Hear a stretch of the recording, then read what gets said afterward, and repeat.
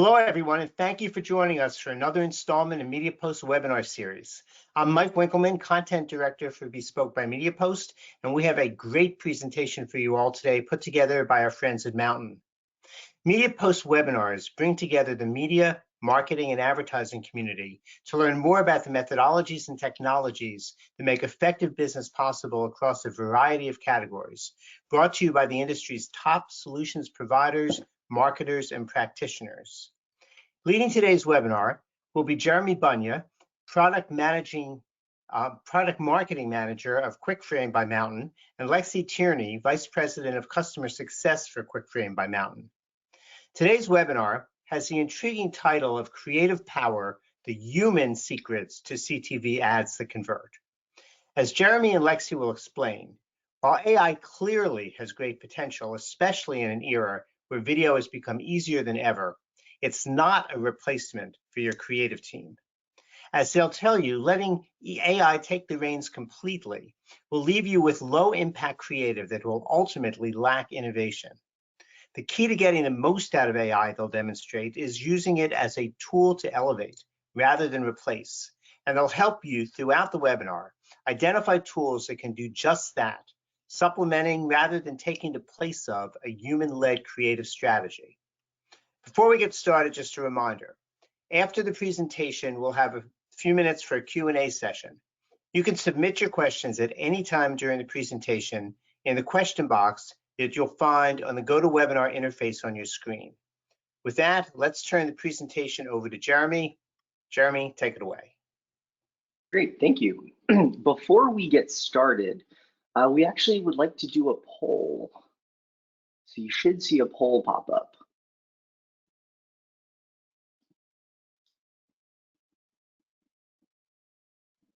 Okay. All right. Lost my screen for a second there.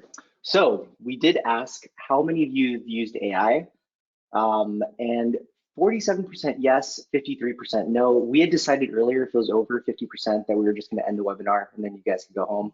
But because it isn't, we're actually going to continue. All right, let's get started.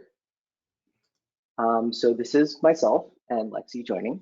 Thank you for having us. So today, Lexi and I are actually going to alternate one word at a time through this webinar.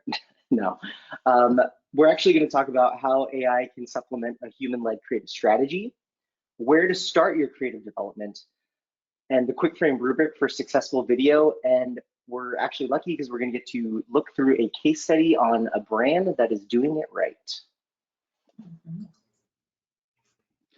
All right, so video right now is easier than it's ever been. I mean, creative has always been something that's really intimidating, especially getting started with connected TV and expanding your performance marketing ad mix to include video. But it really doesn't have to be. There's so many AI tools out there, as long as you have sage advice, that make it a lot easier to get started with video. Yep.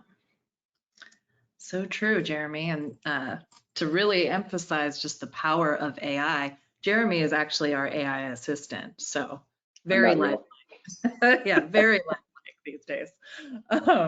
But you know, on the topic of AI, I think most of us today can probably agree that it seems to be everywhere. And the past year in particular has really been a boom.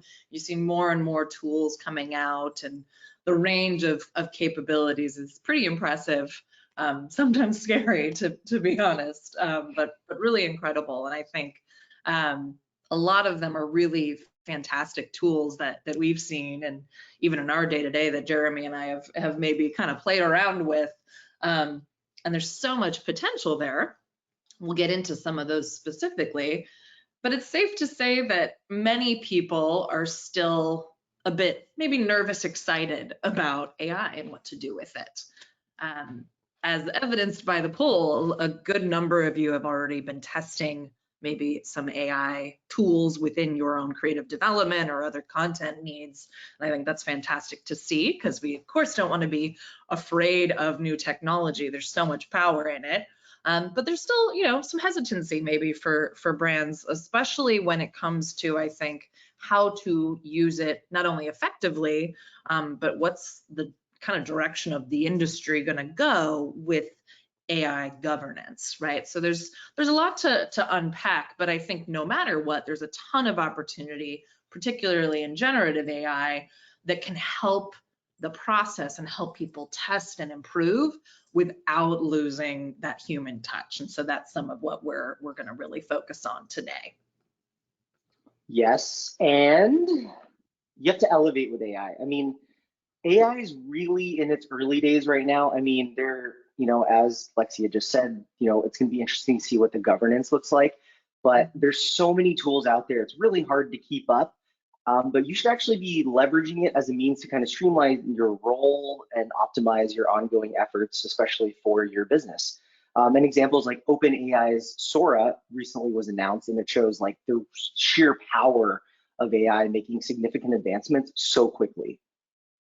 While there's so many ways that you can use AI depending on your business, and it'll continue to evolve as we see, current uses specifically around creative that will help you, that help us definitely, is concept brainstorming. I mean, that's something that you can leave to them. Writing narratives, quick visualizations, and my favorite, like storyboarding. I know storyboarding is such a long process when it comes to creative that if you can just pump in your prompt, like what you would like to see, and then create a quick storyboard, it'll be easier to present concepts to either your clients or your own teams and kind of get those approved. And finally, AI with obviously efficient video production, doing cuts, doing different things, that moving logos around, something that used to take hours to do because you have to go through the video and change things up. But I mean, there's a lot of ways that you can elevate with AI. So true.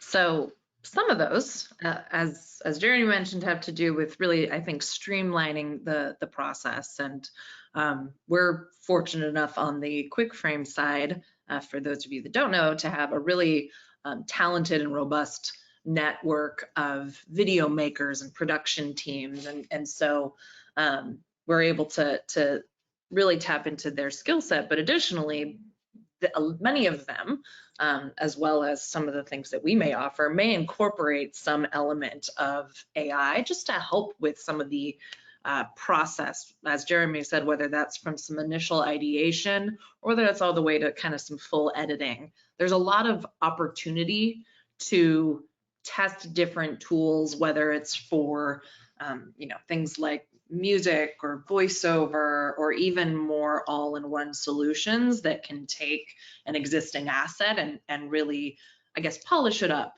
and help you get it across the finish line. So again, I feel like maybe we're a broken record saying there is so much opportunity out there, but I think part of the reason there's a lot of excitement is because that opportunity is just so obvious when you see the release of and the press around new tools coming out there. So we want to help, I think, distill it down to something a little more actionable and usable. But I know, even speaking for myself, up until the past year, a lot of these things I wasn't even fully aware of, right? It wasn't talked about as much.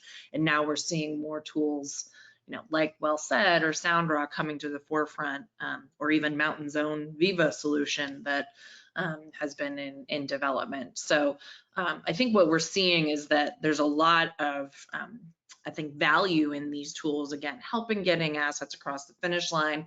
Or if you maybe don't have robust creative resources or a big budget, this can be a helpful way, or these can be helpful ways to get you there and really maximize your content.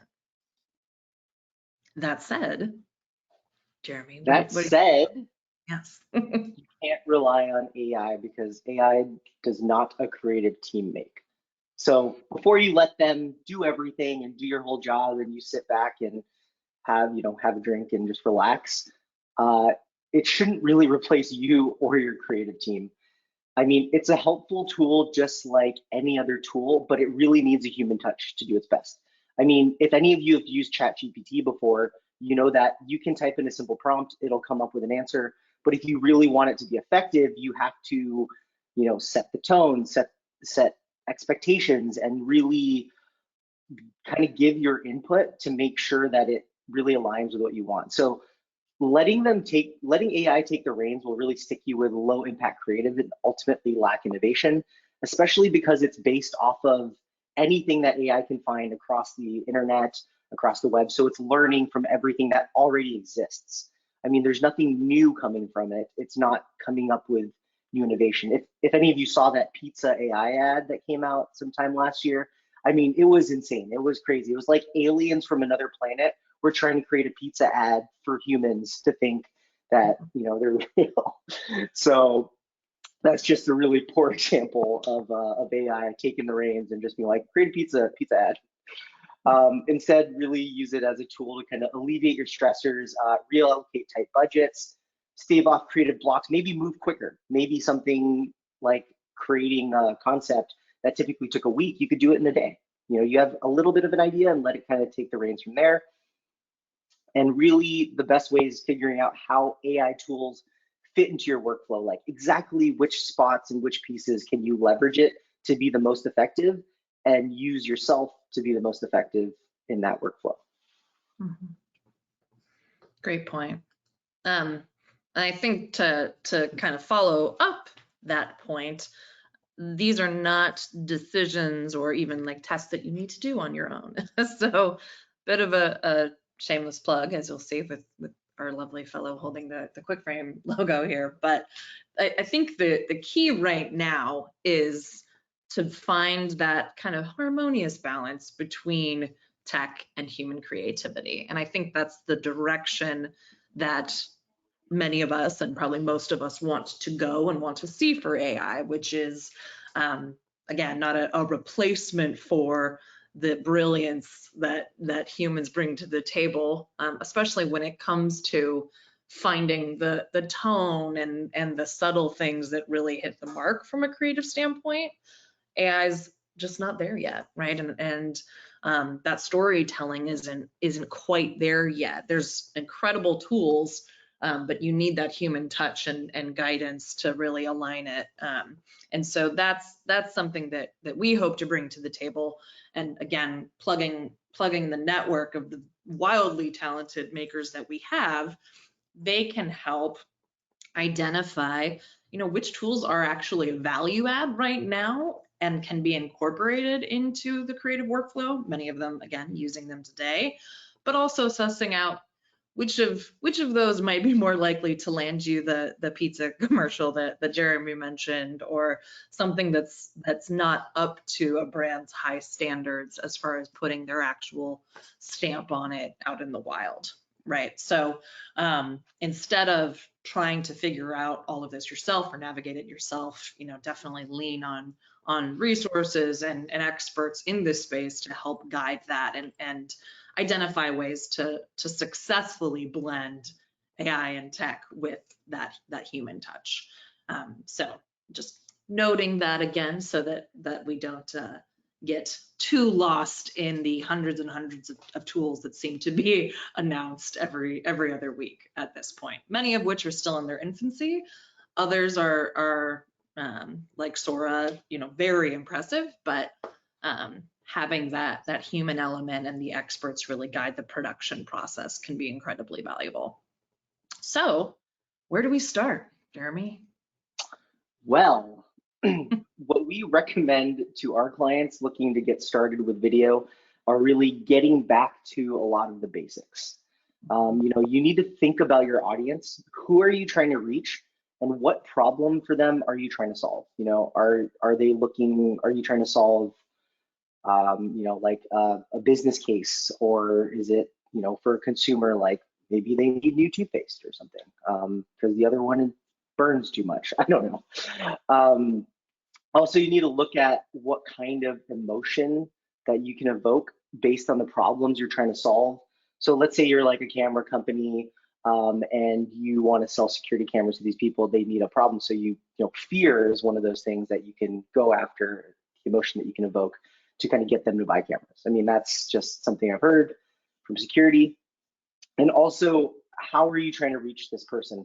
Are they in the upper funnel? So you know, why this company? Why us? Why choose my brand? Why choose who I am? to purchase from? Or are they in the lower funnel? You know, why now? Why should I convert?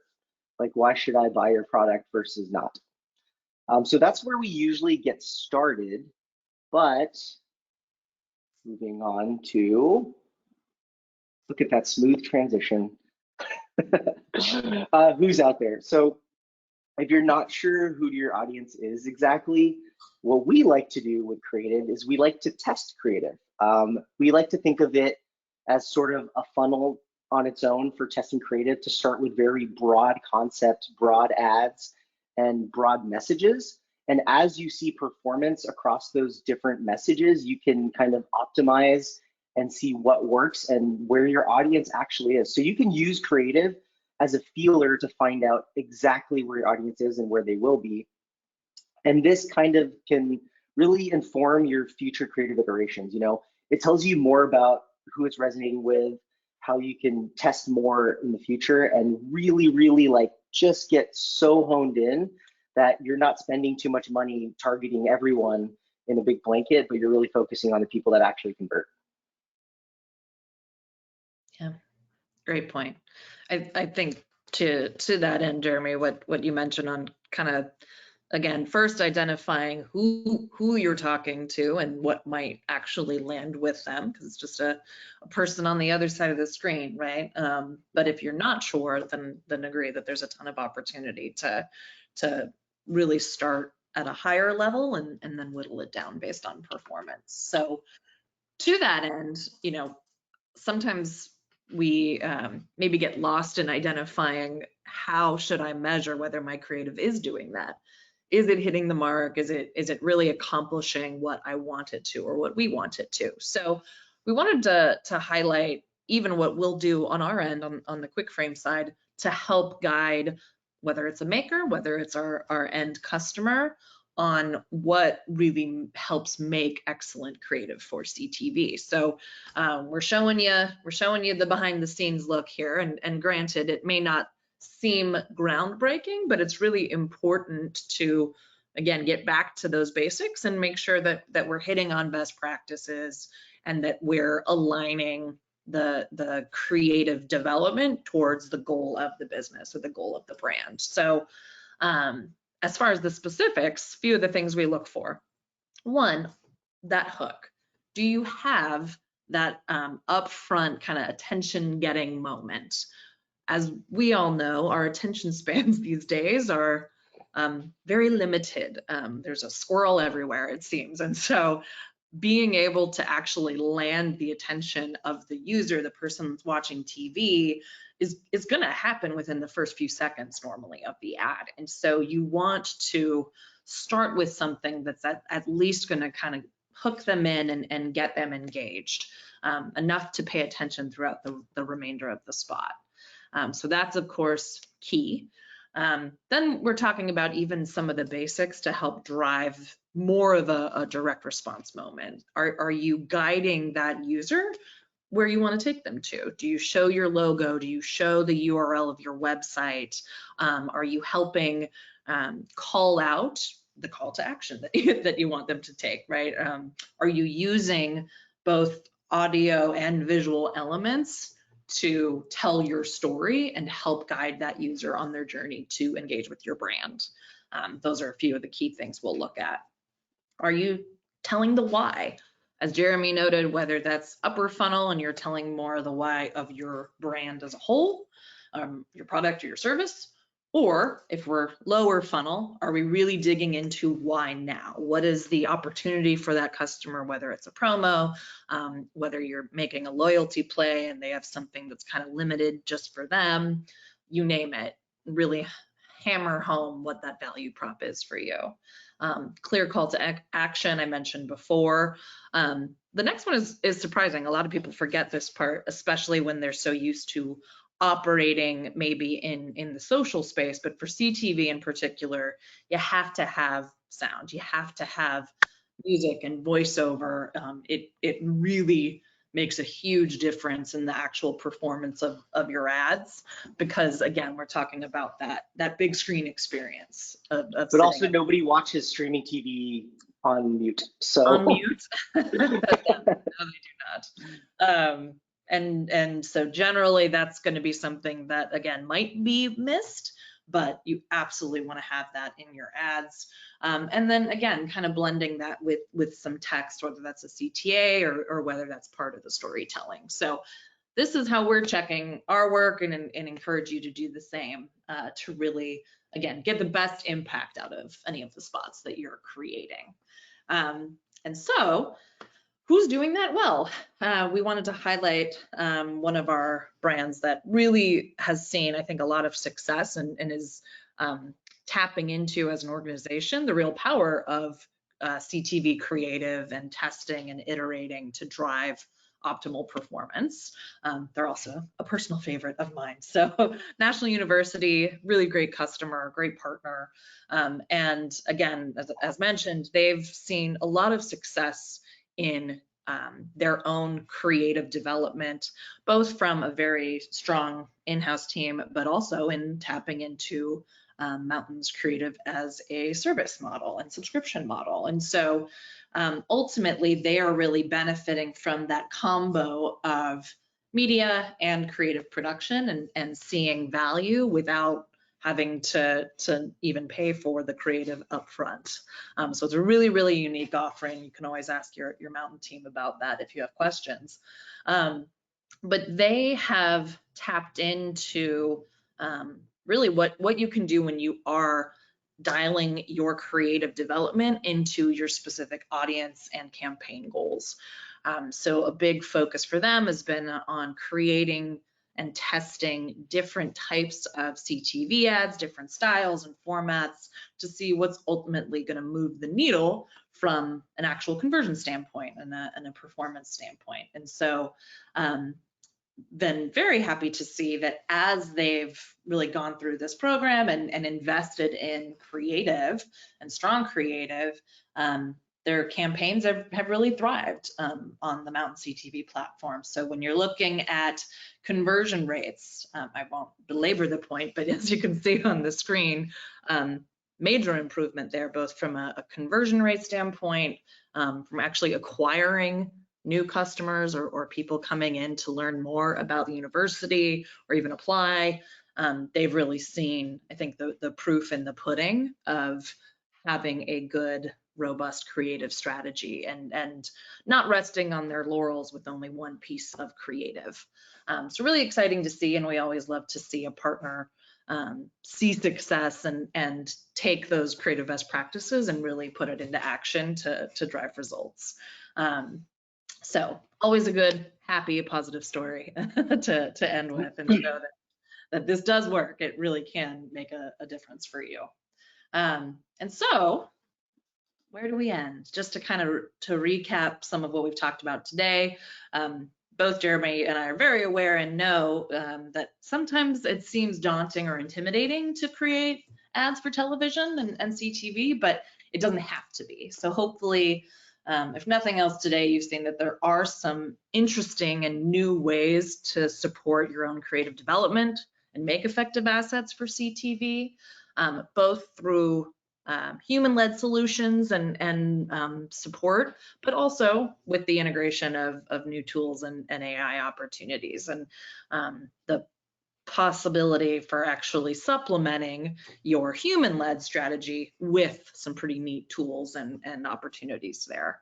And then, again, as a final note, just a reminder that it's always something we'll recommend to be testing and iterating your creative. So, don't assume that one specific way is going to work. It's always going to be best to test and evolve, especially as the channel evolves, but even as people evolve, you want to be making sure that you're actually testing what works for an audience.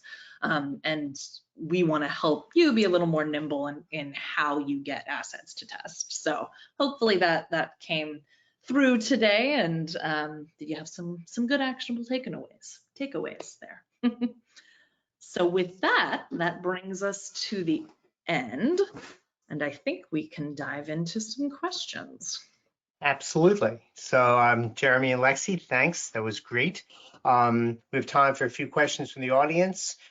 During the Q&A session, by the way, feel free to keep putting your questions into the question box on the side panel. Also, a quick reminder, you will get a recording of the webinar as well as a copy of the deck that Jeremy and Lexi presented tomorrow. Okay, let's get to some questions. Let's start with this one. There's so many AI tools out there. How can I keep up with all the new options? I guess I can take this one. I personally, it's probably dating myself a little bit. I use Instagram to follow the chaos that's on different AI channels and different subscriptions to different marketing newsletters, etc. But it's a lot of work to look at all those things. As we said before, the best way is probably using a service. Again, a plug here. I don't mean to do, but something like QuickFrame, where our makers actually keep up to date with the latest AI, so you don't have to. So a lot of them are using it at the moment. They will be using it when they make video with you, so you don't have to worry about that. Let somebody else worry about it until the best tools come out. Okay. If I already have creative that I like something I use on social or on other channels, how would I go about testing it on CTV? How do I know what to make next? Great question. I'll take that one. So the short answer is that there's a lot of different ways to leverage existing content that you have, even if it wasn't originally maybe shot or formatted for CTV. The key thing there really comes down to the editing and what we call like post-production, right? Because you're taking something that was maybe shot for vertical video or for more of that kind of native UGC feel and trying to translate that effectively to a big screen vertical placement. So it's absolutely doable though. The main thing is that you don't want to just copy and paste. That does not work. What you want to do is maybe take some of that content and weave it into a story that works for CTV, maybe pulling in a handful of different kind of like UGC or native social moments that we can call it maybe like a mashup, where you're taking those user stories or personal anecdotes and then kind of weaving it together with some motion graphics and adding some new music or voiceover that gives it that polish that you need for television. That's one way that you can really do that. And it's actually a pretty unique way, I think, to resonate and feel like if you're really trying to convey something that your brand's able to do for that end user, and it's more of a personal story, that can be a really cool way to do that. It's also a great way if you have a product that you're trying to highlight to show different ways that product is used. And do so without having like a really or needing to invest a lot of money into the actual production itself. So very, very doable to incorporate some of your favorite content, just a matter of again, piecing it together effectively to meet the best practices for CTV. Okay. Do you recommend making different creative for your various strategies, such as for prospecting versus retargeting? Yes, if you can, yes. Certainly, and I think Jeremy called it out, and I'll pass it to you too, Jeremy, if you have stuff to add. But what we're always going to recommend, again, you're telling a story to someone on the other side, and so you want to make that story as relevant to them as possible. And someone who has never engaged with your brand before and isn't as familiar, truly a net new user, might need a different story and a different message than someone who is a longtime fan, visits your site, they're already shopping around. And so ideally, we absolutely would encourage you to be able to test different creative and messages depending on the audience. Sometimes though, you don't need to do that while totally reinventing the wheel. You could do one kind of, maybe live action shoot but end up kind of tailoring that or creating different variations that might have messaging or voiceover that leans more towards something upper funnel, something lower funnel, etc. So you don't always have to do, something big and shiny for every single audience. It really depends on, the budget that you have and or the partnerships that you have to be able to create content at scale. So there's a lot of different ways to do it, but as much as possible, we encourage that variety and relevance. But Jeremy, anything else you'd add? Yeah, always remember you can test. You can do a lot of testing at every single place, like anywhere you can test so many different things. Which leads us directly into the next question, which is, when it comes to creative testing strategies, what sorts of things can I test? I will take this one because I'm very excited about testing. And you were in the middle of a sentence too. Yeah.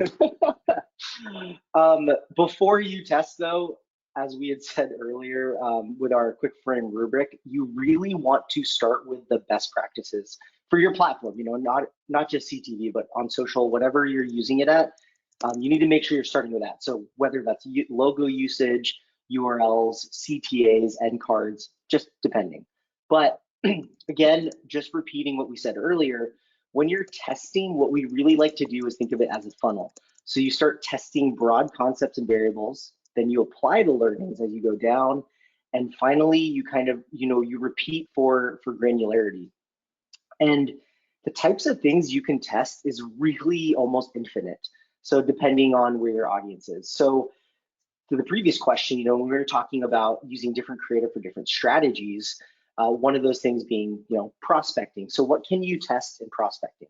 So when you're prospecting, you can test so many different types of shooting variations because you're really trying to capture the audience's attention right away. And those variations can be concepts. You can use different types of talent. You can use different logos in different areas. You can change the tone of the ad. Different messaging, different audio and music will give off different vibes, but those are all the different things that you can do when it comes to prospecting. And if you think about retargeting, you want to look at different persuasion,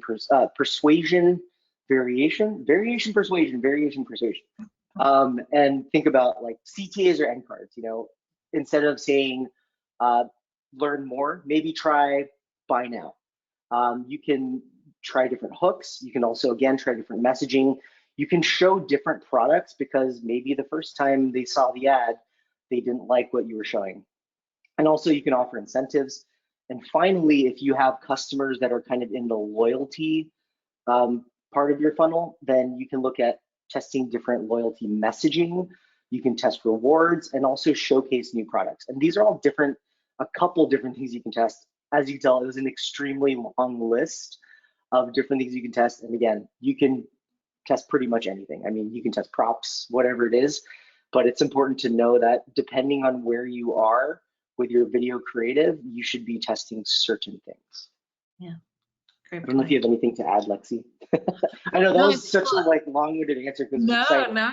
I mean, I think as you demonstrated, right, there's a lot that you can test. And I think the key thing is because there is a lot you can test, the next piece of advice that I'd give or that we'd give is to create an actual hypothesis, right? So that, yes, we have all of these different things you can test. What's the thing that we're testing this time, right? How can we actually take all of those opportunities and say, all right, for this segment or for this test, I really want to understand whether funny tone works better than, emotional tone or sad tone, whatever that may be. Because then what you can do is actually build out an effective testing roadmap and say, okay, we think that this will work better. And you can isolate the variable of what you're testing and then actually be able to do something actionable with it on the other side, right? So you can say, yeah, we tested this, here's what worked better. You can narrow down what is the thing that I tested that moved the needle, and then you can go on to that next test. So that list that Jeremy gave, I think what's great is you can almost like map out the different things that you'd want to test. You just want to make sure you're doing it over enough time to really get actionable insights. Lexi brought up a great point too, which is make sure you're isolating variables and doing one test at a time. Don't test a message tone, logo usage, and CTA against a different one at the same time, because you're not going to know exactly which one moved the needle. So that's really key and really important to think about when you're testing creative. Yeah, totally. Okay, so before we wrap things up, I'm wondering, Jeremy and Lexi, whether in the course of today's presentation, there's some things that occurred to you and some final thoughts you have that you want to make sure you share with the audience. Good question. I guess if I had to distill it down to one thing, it's not to be afraid of AI. I think it's obviously such a big topic today, and people are all across the spectrum on it. I think as with any new technology, we're going to see some really early adopters to it, and then it'll get refined and settle into kind of a new normal. Same as when the internet first kind of came to be, same as social media when it launched. I think, we all can know and see that AI is probably here to stay. It's just a matter of how it will be applied and governed. But we don't have to be afraid of that. There's ways to kind of test and use it. Yeah. There's a way to test and use it as a really cool tool, an effective tool, and open up new opportunities so that your time can be spent on more critical thinking, more strategy, and less on some of the super minute details. So I think that's where a lot of the power is going to come from, and I just encourage everyone to be open to that, but also to know that, again, you don't have to, as Jeremy said, do it all alone or go out there and try to figure out how it all works. That is where that human touch, the kind of consultative services can provide value in getting some really excellent creative. So that would be my main takeaway. I think Lexi took all of my takeaways. But if I were to wrap up with one for myself, I would say that it definitely leverage AI in different parts of your workflow, because I think if you take the time to try it out, you'll realize that it really makes things a lot faster, makes you more effective and more efficient. And especially with creative, I mean, there's so much that it can do. There's so much power in AI, but it really does need the human touch to guide it. So if you just let it run wild again, we're going to see some more weird pizza commercials or who knows what's next. I'm sure like a lot of those things definitely pop up in my feeds, and I know there's a lot of news around it. I know we just heard about the, was it the Willy Wonka event was it in the UK, I think, where they had a great ad, but they showed up and it's like a table with a tablecloth and someone in a lab or something. So it really needs a human touch to make sure that it follows the right, or it has the right guidance to really get what you want out of it. I think that would be a key takeaway that Lexi has not already touched on that I can bring to the table. Okay, well, thanks again, Jeremy and Lexi, for a great presentation. Thank you to the audience for some great questions. Thanks to everybody behind the scenes at Mountain who helped to put all of this together. We hope everybody found the information helpful and informative. You remember that you'll receive a copy of today's webinar as well as the deck in your email within a few days. Stay tuned to MediaPost's website and digital publications in your inbox for more informative webinars to come from other valuable MediaPost partners in the weeks and months to come. Thanks so much to everybody for joining us today. We'll see you next time, and stay safe out there. Thanks a lot and take care. Thank you.